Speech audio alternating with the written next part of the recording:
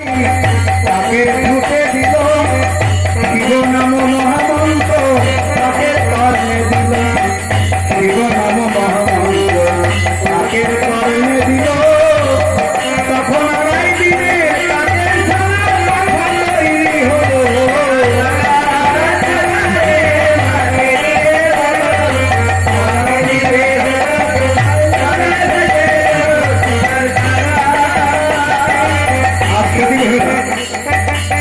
শিবনাথ মহামন্ত্র প্রদান করে ওই আড়াই দিনের কাকের ছানার পাখা তৈরি করে দিলেন। আর একখানি পত্র লিখে ওই কাকের ছানা খুঁটে ধরিয়ে দিয়ে বললেন, ওরে বাচ্চা কাকের ছানা, এই পত্রখানি নিয়ে যাবে তুমি নিশানি নগরে, আমার মায়ের কাছে এই পত্রখানি তুমি পৌঁছে দেবে। কিন্তু তুমি তো আমার মাকে চেনো না, তাই বলছি শোনো, কিভাবে তুমি আমার মায়ের কাছে পত্রখানি পৌঁছাবে। শোনো শোনো কাকের ছানা, বলি যে তোমারে তুমি এখান থেকে সোজা যাবে নিশানি নগরে। বাবা ওই নিশানি নগরে আছে একটি কেল কদমের গায়, ও সেই গাছের তলায় কবে আমার জননী সাক্ষাৎ। মাগো এত বাক্য সচিবের যে মাত্র বলিল, কত দিয়ে কাকের ছানা শুনবে লইল। রাধানাথ পণ্ডিতের অমৃত হরি, প্রেমানন্দে ভক্ত হরি হরি।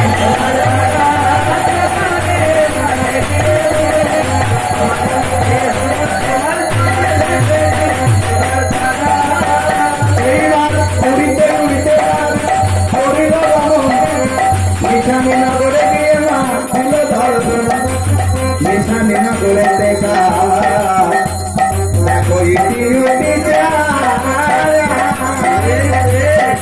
দূরেতে সেই কদম বৃক্ষ দেখি ভাবে পায়।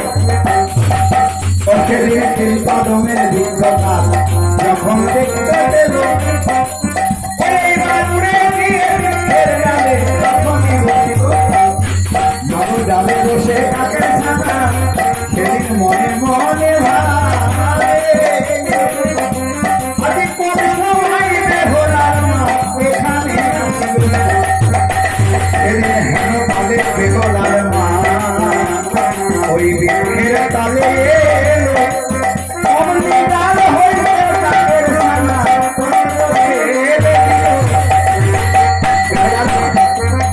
আর যখন কোনো কার্যক্ষেত্রে ওই গাছের তলায় এসেছে, যদি বেহুলা তখনও তো কাকে ইচ্ছা কাছ থেকে তার পত্রখানি ফেলে দিলেন তার মায়ের সম্মুখে।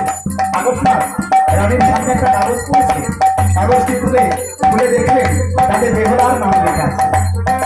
বেহুলা মায়ের কাছে লিখেছে, মাগো তুমি গত নিশীতে ধুমধাম করে যে মেয়ে বিয়ে দিলে, তোমার সেই মেয়ে কাল নিশি প্রভাত না হতে তার স্বামীর মাথা খেয়ে মরামতি করে নিয়ে গঙ্গার জল দিয়ে রেখে যাচ্ছে।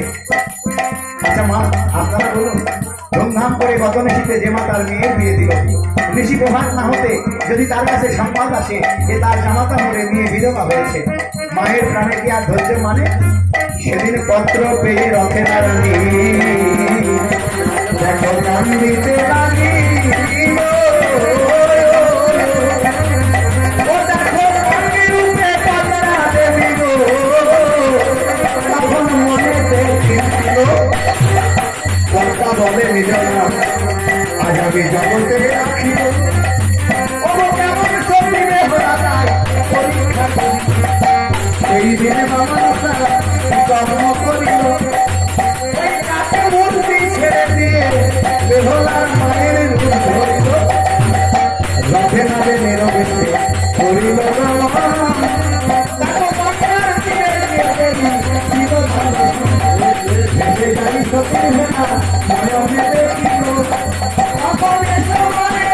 বলে